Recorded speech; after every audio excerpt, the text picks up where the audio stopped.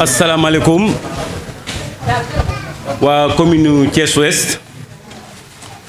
man la Mor Diouf ma woote fii tey benn assemblée générale ma woote ko ci turu parti démocratique sénégalais bi nga xam ne suñu secrétaire général national mooy maître Abdoulaye Wade yàlla nañ ko yàlla mayal gudd fan ak wér parce que baax na ci réew mi lool gudd fanam am na njariñ woote également ci turu suñu candidat Karim Meïssa Wade ñu di ko ñaanal mu nekk 5e président de la République du Sénégal en 2024 yàlla na ko yàlla def su ko yàlla defee yaakaar naa ne coono bi nga xam ne moom la Sénégal di jànkonteel te nguuru Macky Sall bii teg ko yaakaar naa ne su fekkente ne ñibbisi na Sénégal yëpp dinañ nekk ci jàmm Sénégal yëpp dinañ nekk ci dal Sénégal yëpp dinañ nekk ci xiiwal nguuru PDS jaaroon na fi nit ñi xam nañ ko ñamoon nañ ko ginnaaw bu mu defee 25 ans de position moom suñu mentor maître Abdoulaye Wade le président Abdoulaye Wade xeex yee nit ñi ba nit ñi yeewu en 2002 ñu fal ko en 2000 yaakaar naa fukki at ak ñaar yi mu fi def kenn ku nekk gis na Sénégal ni mu ko soppee xar kanamam daanaka mën nañ ne loolu làmb rek ci Sénégal di nga daj maanaam réalisation bi nga xam ne moom la fi président Abdoulaye Wade def kon loolu nag moom lañ bëgg a dundal su yàlla dogalee ñu dellu soit ci opposition waa Sénégal yépp gis ngeen fu ngeen romb ñu ne dañoo juum góor gi dañoo juum ñépp di rëccu mouvement rëccu yi daanaka mel ne ay sànq leen ci Sénégal dara waralu ko lu dul gouvernement Benno Bokk Yaakaar bu télé bii nga xam ne moo fi nekk te sax yàlla dafa dogal jiguñu ndax ànd na ak marasme économique ànd na ak marasme politique parce que rey na démocratie ba mu jeex tàkk démocratie rey na ko Sénégal moom Macky Sall ak ñi mu àndal waaye leneen da cee tolliku nag mu doon gouvernement bu aay gaaf boo xam ne gis ngeen jàngoro yi fi ñëw yépp muy mbas mi taseeg moom xëy na suñu borom a ko indi waaye nag tàgge boo gis am na jàppal diw kon moom la tombeel kon ak ayam daal neexut ñun xam nañ ko kooku nag la ñu bëgg a jël décision 2012 ba nëgë ni saa yu ñu xëyee ñun ci lu ñu concerné su 7 heures jotee ba 7 heures ci guddi lu ko fi jëlee rek ci la ñuy xeex démocratiquement kon loolu nag moo tax tey ñu dajale fii maanaam ñii nga xam ne ñooy suñu frères yi ak suñu sœurs yi nga xam ne ñoo nekk ci Thiès Ouest ñu indi leen fii pour waxtaan ak ñoom ci li nga xam ne d'abord mooy fi nga xam ne fi la situation politique bi toll ci réew mi ak maanaam décision bi nga xam ne moom la ñu jël 3 formes de communication nag moom la ñuy jël benn bi dafay ñëw ci politique locale bi beneen bi ci topp dafay ñëw ci li nga xamante ne nii mooy appel bi nga xam ne moom la ñu bëgg a def. beneen bi mooy dañuy ñëw ci li nga xam ne mooy gouvernement local bi nga xam ne moo fi nekk mooy ñi nga xam ne ñoo yore mairie bi fii ci Thiès te nga xam ne ñoo fi nekkal askan wi ñu fal leen depuis ñetti mandat te gis ngeen Thiès ni mu mel. 3e communication bi dañuy dem ci li nga xamante ne nii mooy gën a ñaax nit ñi ci mbind mi nga xam ne moom la ñuy bind. ci révision liste électorale yi soog a def appel nag suñu mbokk yi nga xam ne ñooy ñi gëm parti démocratique sénégalais gëm Karim Meïssa Wade gëm libéralisme ak démocratie ñu woo leen nag ci liggéey bi nga xam ne moom la ñu ànd bëgg ko def fii ci Thiès Ouest muy commune bi nga xam ne mooy commune Thiès Ouest. yéen ñëpp xam ngeen ne ñi ngi jub ci ay élections. muy élection yi nga xam ne mooy élection territoriale di élection yi nga xam ne ci la ñuy fal maire yi ci lañ leen di fal ak maanaam président conseil départementaux yi loolu nag su fekkente ne am na xam ngeen ne parti démocratique sénégalais amul benn élection boo xam ne kenn dina ko ci yóbbul dara depuis bi ñu falee parti ba léegi amul élection yoo xam ne ñëw na te duñu ci bokk xanaa élection yu 2019 yi rek te boobu lañ ca président Abdoulaye di waxoon ñun ñëpp dégg nañ ko ci maanaam mascarade bi nga xam ne moom la Macky Sall préparé woon jubale ko ci élection yi moo taxoon mu ne xotti leen seen i carte parce que lii mu gis du élection yaakaar naa ne l'histoire lui a donné raison li ñu waxoon lépp gis nañ ko ndax ba fii ñu toll ñu ngi ci nooteel gu mat sëkk boo xam ne Benno Bokk Yaakaar ak Macky Sall ñu ngi ko teg réew mi. alors léegi nag bi loolu amee ñu envoyé fii benn ki nga xam ne mooy ñu nommé fi benn président du comité électoral mu nekk nag loo xam ne waxuma rek ñun waa commune ouest mais dama ragal ne ñetti commune yëpp muy est nord ak ouest ñun ñëpp dañu ko ñaawlu parce que ki nga xam ne moom lañ fi fal dinaa tudd turam muy Pape Moussa Diop ñun moom en tant que personne moom Pape Moussa ñun amuñu ak moom benn xarma yàlla mais dañu am ak moom problème politique li ñu amee ak moom problème politique nag ñun dañoo jàpp ne moom daf fi nekk mais liggéeyalul maanaam li nga xam ne mooy parti démocratique sénégalais liggéeyalu ko ci anam yu bari bi nga xam ne moo ci gën a fës moom lañ leen di wax mooy conflit d'intérêt bi nga xam ne moom lay dund mën nañu ko tudde sax paradoxe parce que Pape Moussa kat moom nee na ci parti démocratique sénégalais la bokk mais tous les intérêts du parti Rewmi moom moo koy gérer actuellement moom moo nekk président conseil départemental loolu kenn du ko dindi parce que xëy na peut-être c'est un moom moo yore am na commission bu mu yore secrétaire élu la au niveau du conseil départemental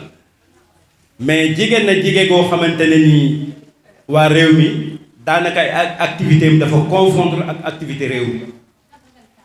présentement bi ñu nommé le ministre Yankhoba Diattara bi ñu ko nommé bi ko Macky Sall nommé ministre moom personnellement dafa déchargé wu ci ki nga xam ne mooy Pape Moussa Diop te nee na yaay moom mooy responsable PDS fii ci Thiès ñu jóge ca kenn ku nekk xam na ne depuis biñ ko falee ba nëgëni amul benn réunion wala benn activité politique boo xam ne bu PDS la boo xam ne kii nga xam ne moom lañ fal le président comité électoral muy Pape Moussa Diop mu woote ko moom nag li tax mu dangereux ci parti bi dafa former benn clan fii ci Thiès di ko alimenter grassement te ñun xam nañ mu doon ñu ko fi nekkal mu dem nag mu wut ñaari nit ci maanaam zone bu nekk ci commune bu nekk ñooñu toogal ko fa dafa mel nag ñoom ñoo bokk mission boo xam ne dañ leen ne dem leen ngeen yàq parti démocratique sénégalais Thiès muy ñu ànd ak moom fii ci Thiès ñépp moom Pape Moussa Diop du ma tudd tur mais saxaar soo tuddee locomotive bi rek daanaka tudd nga wagon yépp moom moo leen di diriger moo leen di alimenter te amalul benn njariñ du ci zahir du ci baatin le parti démocratique sénégalais fii ci Thiès loolu nag ñun la ñuy dénoncer jusqu'à la dernière énergie di ci interpeller également la direction du parti parce que dañ jub ci ay élections te élections yi ñu jub disons test la pour 2024 le PDS nag c'est un parti très sérieux du yëfu caaxaan kon dañ ko war a dénk loxo yu set wecc ñoo xam ne parti bi moo leen ñor te parti bi la ñuy liggéeyal loolu nag encore une fois ñu ngi interpeller la direction du parti wax nañ leen ko benn wax nañ leen ko ñaare Thiès dafa am enjeu politique bu am solo su fekkoon ne tey c'est une fille dañ naan c'est une fille très charmante convoitée par tout le monde pour joxe leen benn exemple commune nord 20 prétendants ñoo fa nekk à la mairie de commune nord bul wax nag ñi nekk fii commune ouest ak ñi nekk commune est Thiès daal dafa mel ne maanaam comme ni ma koy caricaturer léegi su doon une jeune fille day nekk jeune fille bu jar ñépp di ko convoiter enjeu politique bu sérieux noonu nag je crois que suñ ciy dem la direction du parti war na ubbiwaat ay bëtam xool bu baax fan lay teg tànkam fii ci Thiès fi mu teg tànkam baaxul Pape Moussé ak ñi mu àndal du ñoom ñooy régler dara fii Thiès te ànduñu ak parti bi je le dis hautement devant des caméras te loolu ñoom ñi may waxal xam nañ ne maanaam li may wax amul dara loo xam ne lu ci doon lu dëgg mi ngi ci lépp c'est la vérité ñoom nekkaluñ fi maanaam le PDS Pape Moussé ak ñi mu àndal dañu fi nekkal maanaam le parti Rewmi de Idrissa Seck Pape Moussé il défend les intérêts de Idrissa Seck loolu je le dis haut et fort de tout le monde xam nañ ko il n'est pas nag dans son premier essai parce que gisoon nañ ko ci temps PS moom ak Mbaye Diouf gisoon nañ ko également gisaat nañ ko fii ak Idrissa Seck loolu nag dafa mel ne kon la direction du parti wala parti bi dañu gëmm ba lu génn rek xëy na c'est une icône kooku kenn du ko c'est incontestable du parti depuis ñoom Boubacar Sall la ba léegi mais duñu ay raison loolu du raison que luñ yëkkati ñu ne nañ dem jox ko Pape Moussé c'est pas normal te loolu dañu koy dénoncer jusqu'à la dernière énergie Pape Moussé amatul benn enjeu politique ku taxaw ba ne la man nag wu ràmm la dawatuma kenn mais dañ may daw kooku je pense que ne war nañu xoolaat bu baax suñuy dénk parti bi ñu xool kan lañ koy dénk fii à Thiès beneen bi topp mooy su fekkente ne loolu jàll na ñu xamal aussi waa direction du parti que ne ñi ngi jub ay enjeux ñi ngi jub ay élections municipales ñun personnellement wax nañ ko waxati ko ñi ngi dañu def suñu déclaration de candidature déclaration de candidature n'est-ce pas à la mairie de Thiès Ouest defe naa ne ñun ñooy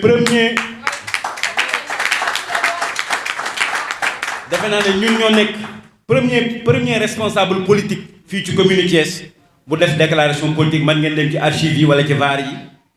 man maa ko def avec Thiès Info le 11 juillet 2019 mu leer nañ kooku kon biñ demee ba nga xam ne changement am na la ñu taxaw di déglu suñu parti on le fait nag dans la discipline waaye dañuy xamal ne daal biñ nattee suñu bopp ba xool suñu dayoo ci fii nga xam ne mooy Thiès Ouest xool nañ ne daal ñun képp ñoo fi nekk ba ñoo fi war a nekk maanaam am nañ fi dayo boo xam ne ak ñi ma àndal di liggéey ñun ñoo fi war a maanaam représenter le parti démocratique sénégalais pour maanaam les élections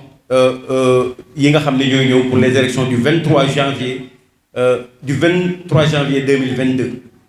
kon loolu ñi ngi leen koy seereel yéen journalistes yi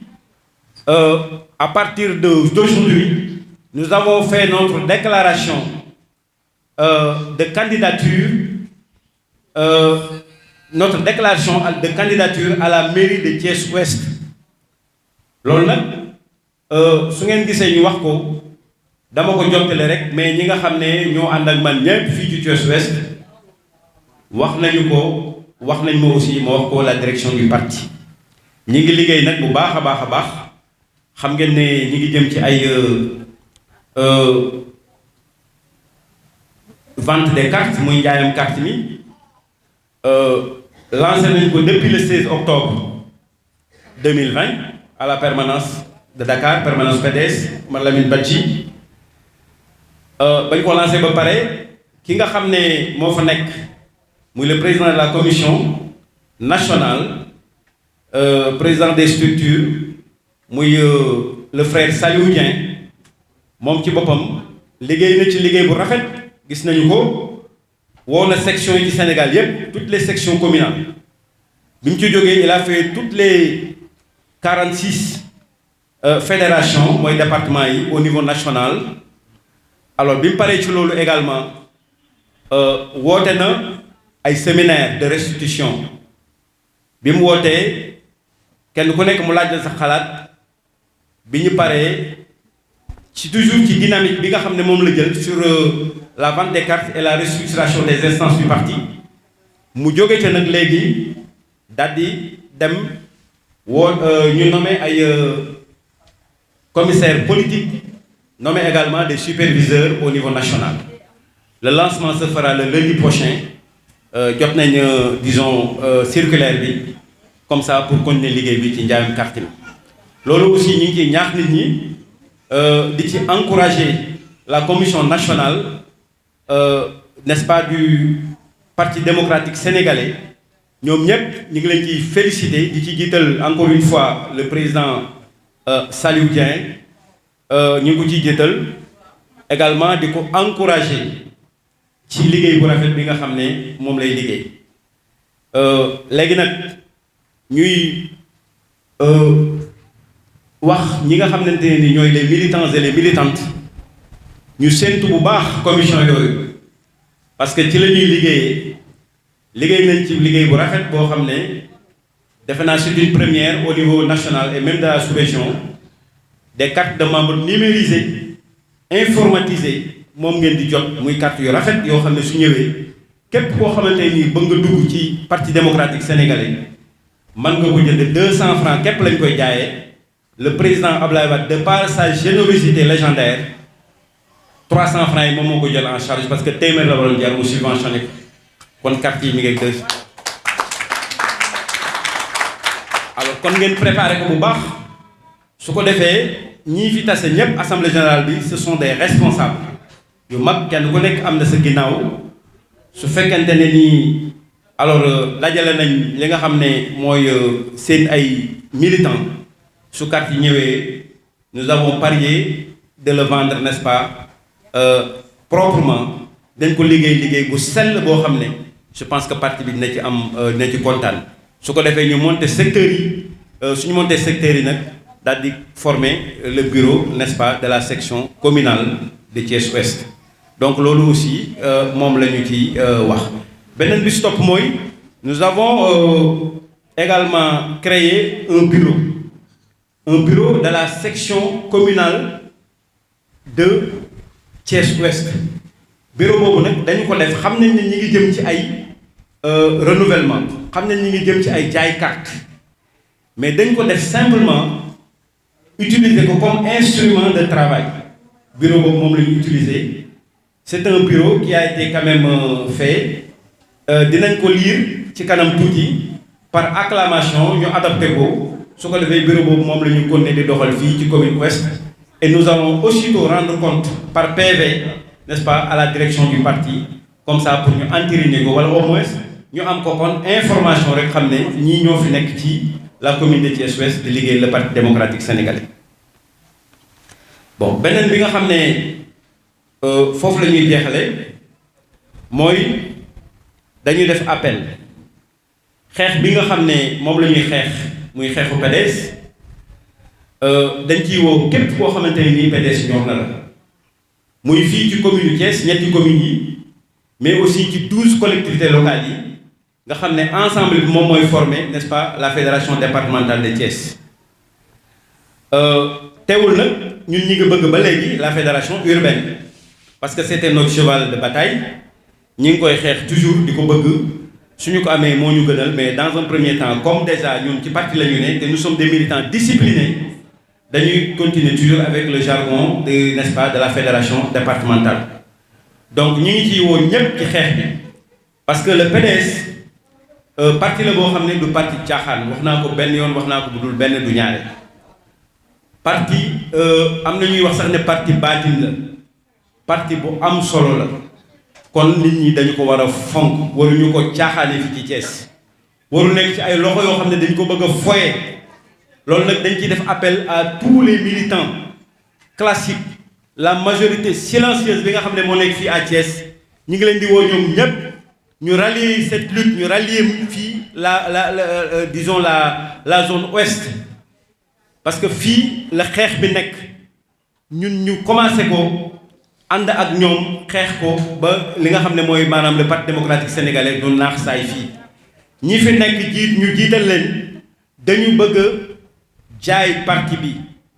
dañu ko bëgg a jaay Idrissa Seck dañu ko bëgg a jaay Macky Sall loolu nag duñu ko nangu tey duñu ko nangu ëllëg kon loolu moom la ñuy dénoncer encore une fois beneen bi nga xam ne moom la ñuy jeexale je crois que messieurs les journalistes xam naa xëy na nañ ci laaj dara mais dama ciy anticiper rek parce que coalition yi su dee au niveau national ñun duñ ci wax parce que am na ñu ñu toogal foofu au niveau national mais kenn ku nekk xam na ne coalition bi ñu gis bërki démb loolu yëfu caaxaan la te PDS du dox ci caaxaan yow da ngay woote coalition def sa fond d'écran nga def le tableau Pastef écran maanaam parti sa parti nga def ko fa woo leen ne leen kaay la ñu ànd loolu n'est-ce pas koo ko wax je crois que tu veux le faire un bouton de panache te loolu PDS doxul ci loolu PDS dafa diis gan du parti buy bootu du parti yóbbaale ma la circulaire numéro 1 du 19 juillet 2019 astafurlah li mu stipulé woon dafa ne le PDS mën na ànd ak parti yépp en coalition sauf le parti Rewmi ak le parti APR bi nekk ci pouvoir bi mooy mburoog soow alors léegi nag loolu bi mu ko waxee moom le PDS daf ci teg ne à la seule condition que le PDS parti bu mu àndal moom mooy nekk tête de liste également moom mooy nekk dañuy dem ci couleuru PDS ak ci bannière PDS loolu nag ñun am nañ tam des alliés classiques yoo xam ne ñi ngi fi xam nañ leen ñi ngi ànd ak ñoom loolu foofu la PDS taxaw te bi mu ko waxee ba léegi amul benn changement boo xam ne changé na ci en tout cas à ma connaissance amaguñu benn circulaire boo xam ne ñëwaat ne tegu ci circulaire boobu nga xam ne moom la joxoon muy li nga xam ne moom la parti bi wax mën nañoo ànd ak ñëpp ba mu des Rewmi ak APR mais ku ñu àndal aussi le PDS mooy nekk ci kanam également ci couleur PDS lañu dem ak ci ay bannières loolu wax nañ ko guddi wax ko bëccëg ci coalition yépp. kon Thiès mairie yëpp moom yéen a ko fas yéene jël la. waaw loolu am nañ ci yaakaar bu baax a baax Babacar parce que li ñu liggéey je pense que ne su fekkente ne par exemple lépp aw na yoon ñu jaarale ko fi ñu ko waroon jaare mu nekk élection yu transparente yu civilisé yoo xam ne amul benn njuuj njaaj kooku amul benn yaqin que ne PDS day jëlaat mairie yi parce que mairie yi nga xam ne ñoo fi nekk muy le gouvernement local du man samay wax mais dem leen ngeen def micro trottoir Idriss Seck ak ñi nga xam ne ñoom la àndal fii ci Thiès ñépp wan nañ leen ginnaaw wala la majeure partie des Thiessois ñi ci ëpp te loolu li ko gën a firndeel encore li nga xam ne mooy coup de grâce bi mooy mburoog soow bi nga xam ne ci la dem parce que ñun ay politiciens la ñu ngi ci biir terrain bi mais il y a des gens qui ont eu mal au cœur bi ñu dégg Idriss Seck ne rejoindre na Macky Sall te loolu nag ba léegi lim leen yàqal bari na te je pense que ne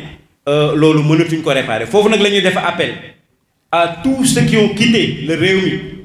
ak ñi nga xam ne ñoom ñépp jóge nañ fi parce que ci ñun lañ jóge woon on les a tendu les bras ñoom ñëpp mën nañu dellusiwaat ci seen kër papa muy le parti démocratique sénégalais ñu ànd liggéey jël dëkk bi defaraat ko parce que dëkk bi ni mu mel gis ngeen ko foofu sax damay def benn transition tuuti Babacar nga may ma attaqué la gestion n'est-ce pas de la mairie de Thiès. C'est une gestion calamiteuse et douloureuse mais c'est lamentable kenn xàmmeetul Thiessois kenn bëggatul sax maanaam dëkk Thiessois ba dañuy tudde sax nitu Thiès yàq nañ dëkk bi yàq nañ économie bi yàq nañ les valeurs même du Thiessois loolu dañu koy ñaawlu ba fa ñaawlu yem te yaakaar naa ne waa Thiès nañ ubbi seen bët xool parce que ku fot ci ndab kat soo ci fotaatee nag je pense que ne yow yaa ko tey neex waa Thiès ubbi seen i bët ñun waa Thiès nañu ubbi suñuy bët koo xam ne su fekkente ne su ne salaamaaleykum ne la au revoir bala nga woo gisaat mu am daanaka juróomi at kooku je pense que ne su dellu soité di la laaj kooku da nga war a wut sax maanaam yat topp ko mais warutoo maanaam den da nga koy sànnil carte nañu yeewu nañu yeewu ngir yàlla waa Thiès ñun waa Thiès nañu yeewu xam ne maanaam fii ñu jëm gis ngeen inondation yi gis ngeen marché yi gis ngeen poto yi gis ngeen lampe yi lëndëm insécurité bi maire yi fi nekk yëpp maire yi ñeeri tous les maires confondus ba ci mairie ville seen vision wax naa ko ci presse bépp seen vision ci rond-point la yem ñoom ñëpp rond-point rek la ñuy liggéeyal tu as vu. Et puis encore sur le budget il favorise n'est-ce pas disons le fonctionnement au détriment n'est-ce pas de l'investissement. Gis ngeen ni ñuy def ñoom ñëpp ils sont grassement payés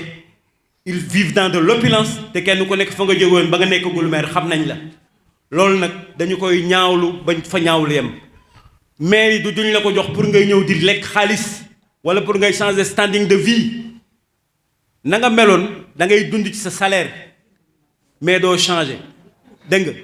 su fekkoon ne da ngay dawal welo soo jëlee mairie kon ne di dawal welo wala boo nga dawal sax 504 mais jóge ci welo bëgg a dawal daanaka oto buy jar 30 millions wala nga bëgg a dem ci 100 millions loolu kenn mënu ko dégg. bindu yi bu ngeen ba liggéey ngeen ci def parce que àllarba lañ koy tëj liste yi. voilà liste yi comme li ma waxee léegi Babacar liste yi vraiment ñi ngi ciy liggéey bu rafet loolu ñii nga xam ne ñoom la àndal di liggéey duñ ma bàyyi ñooñu duñ ma bàyyi maanaam ma wax lu dul noonu ñu ngi ciy liggéey bu rafet ñi ngi def nañ une sensibilisation ñun nag suñu cible wax dëgg yàlla ñun on a beaucoup travaillé sur les primo-votants liggéey nañ ci bu baax a baax liggéey bu mucc ay boo xam ne yaakaar naa ne dañuy ñaan suñu borom rek liggéey boobu bañ a naax saay ñu génne seeni carte bu génne bu normal su boobaa yaakaar naa ne dinañ ci am lu bien. leneen li ci nekk nag mooy foofu da nga may ma dellu soit tuuti rek ci ginnaaw ki nga xam ne mooy Pape Moussé bi ñu ko falee mu nekk comité électoral boobu ba léegi la ko nit gëj a gis amul benn information bu jógee ci moom ñëw ci militant yi amul réunion amul assemblée générale amul dara fal nañ ko dem na këram tëdd ba fii ma la koy waxee une semaine moo des ci inscription yi mais amul kenn wala kenn ku ànd ak moom ku woote comme nii ma woote fii Thiès amul yéen ay journaliste ngeen yéen a ngi koy gis xam ngeen ko amul benn PDS bu ngeen gis mu woote fii Thiès ku dul man benn responsable PDS amul loolu nag je pense que ne parti bi nga xam ne ñoom ñooy suñu ay kilifa ñi ngi toog di ko seetaan ñu ngi koy xool suñ koy def aussi defuñu ko ngir maanaam xëy na bëggutul wala dara mais dañuy wax rek li nga xam ne suñu. Bonsoir, je m'appelle Mor Diouf. Alors nous sommes réunis aussi ici aujourd'hui pour une assemblée générale au nom du Parti démocratique sénégalais. Alors comme vous le voyez, nous avons réuni tous les militantes et les militants qui résident ici à Thiès-Ouest pour leur informer, n'est-ce pas, sur la marche du parti et également sur, n'est-ce pas, les inscriptions, mais surtout sur, disons, le gouvernement local de Thiès, les anomalies et tout ce qui s'ensuit. Bon, disons que présentement, en tout cas, nous ferons mieux, nous ferons de notre mieux. Comme nous le savons tous, la direction du parti a nommé un président du comité électoral, en l'occurrence à la personne de Pape Moussé Diop. Nous n'avons rien contre, n'est-ce pas, la personne de Pape Moussé Diop, mais nous parlons politique et nous savons que c'est un facteur limitant ici au niveau de Thiès. Si toutefois que le parti, disons, si toutefois le parti maintient, n'est-ce pas, cette proposition, je pense que nous irons directement, n'est-ce pas, vers le chaos. Ça, c'est sûr et certain. Parce que Pape Moussé, naturellement, il ne travaille pas pour, n'est-ce pas, le Parti démocratique sénégalais. Nous savons tous qu'il travaille pour le Parti Réumi. Parce que depuis, n'est-ce pas, l'avènement ministériel de Yankhoba Diattara, qui fut le président du conseil départemental, présentement, c'est pas M. Diop qui tient les rênes, n'est-ce pas, du conseil départemental. Donc, il y a un conflit d'intérêts. Comment Pape M. Diop, responsable PDS du Parti démocratique sénégalais, n'est-ce pas, nommé comme président du comité électoral, peut également, peut aussi, n'est-ce pas, gérer les intérêts du parti Rewmi en même temps. Donc ça c'est un paradoxe. Je pense que si c'était ça, nous n'aurons pas quand même, disons,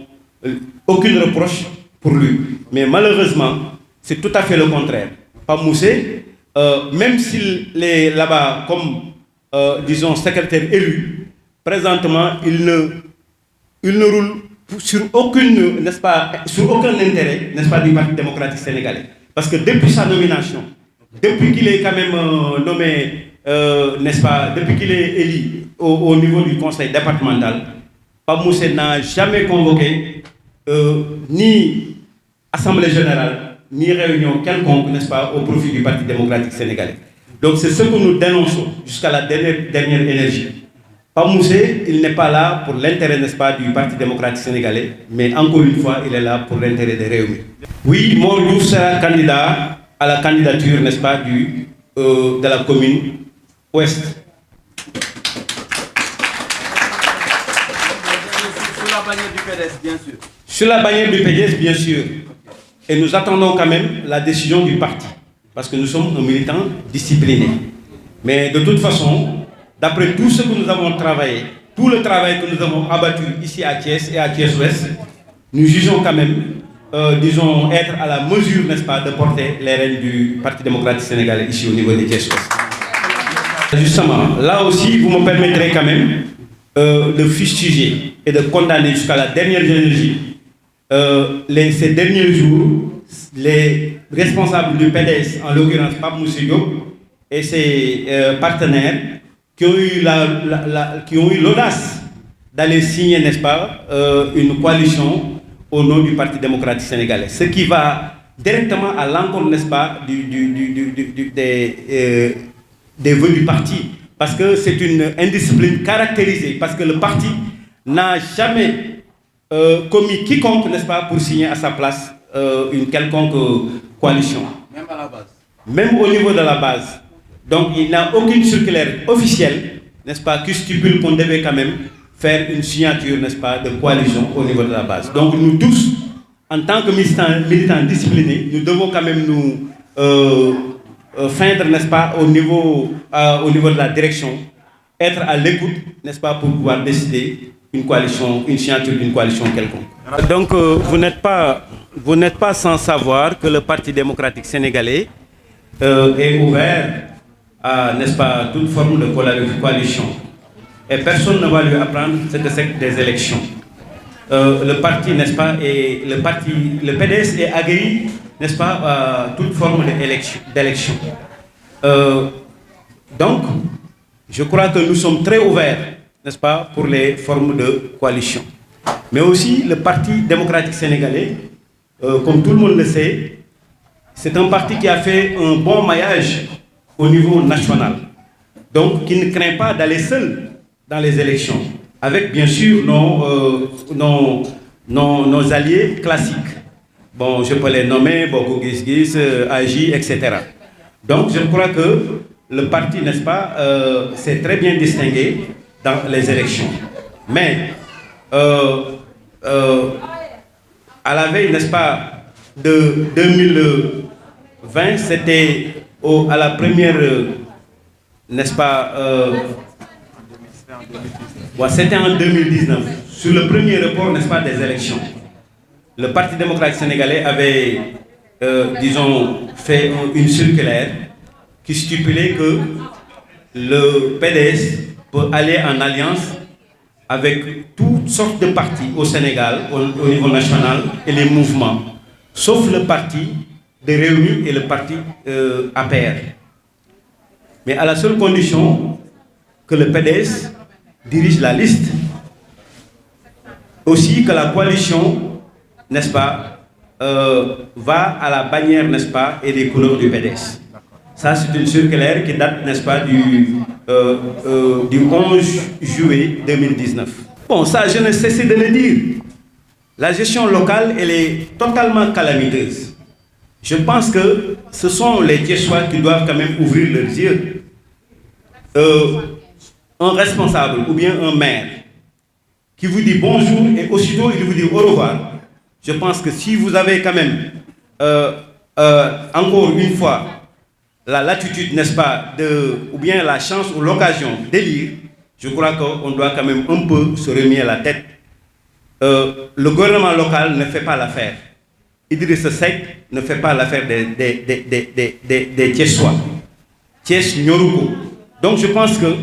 la preuve en est que à chaque fois qu'on élit, à chaque fois qu'on le met à la tête, n'est-ce pas, de la municipalité, le lendemain, il s'éclipse et vous ne le verrez plus jusqu'aux prochaines élections. Donc je crois qu'il est temps que les Thiessois se ressaisissent une fois pour toutes, ouvrir leurs yeux et, n'est-ce pas, voir cette gestion calamiteuse, n'est-ce pas, disons, qui est actuellement presque téléguidée par certains maires qui sont là que pour leur propre personne et dont leur vision se résume, n'est-ce pas, autour des ronds-points. Je crois que les Thiessois type doit normalement revoir, n'est-ce pas, les choses et choisir, n'est-ce pas, une fois pour toutes, des élus locaux qui sont quand même là pour simplement l'intérêt, n'est-ce pas, de la population, mais pas pour leurs propres intérêts. Parce que nous avons vu des maires qui sont ici, qui sont partis de rien et actuellement qui vivent dans l'opulence. Là, nous les avons vus ici à Thiès. Donc je pense qu'ils n'ont pas, disons, ils n'ont pas quand même ils n'ont pas quand même l'intérêt, ils n'ont pas quand même mis en premier lieu l'intérêt des populations, mais surtout, ils ont mis en premier lieu leurs intérêts personnels. Mais qu'est-ce que le PDS a fait sur la révision des listes électorales? Voilà, le PDS, je pense que, en ce qui nous concerne ici à Thiès-Ouest, nous avons abattu un travail colossal. Parce que nous nous sommes basés sur, n'est-ce pas, l'inscription des non-inscrits. Nous avons quand même pu avoir des certificats de résidence. Nous avons aidé quand même tous les jeunes non-inscrits à avoir, n'est-ce pas, des certificats de résidence pour se faire inscrire. Parce que comme vous le savez, en 2019, c'était quand même le barrage que Macky Sall avait fait pour les primo-votants. Mais vous avez aussi, comme il a beaucoup de tours, n'est-ce pas, à son arc, cette année aussi, il a mis en place, n'est-ce pas, le problème des certificats de résidence. Mais quand même, vu que nous sommes l'opposition, nous avons quand même fait un contournement pour avoir des certificats de résidence et faire inscrire tous nos jeunes. Et je pense que si toutes les choses, n'est-ce pas, iront, n'est-ce pas, comme nous le souhaitons, je pense que nous n'aurons pas de soucis pour gagner les élections ici. Qu'est-ce que excusez-moi.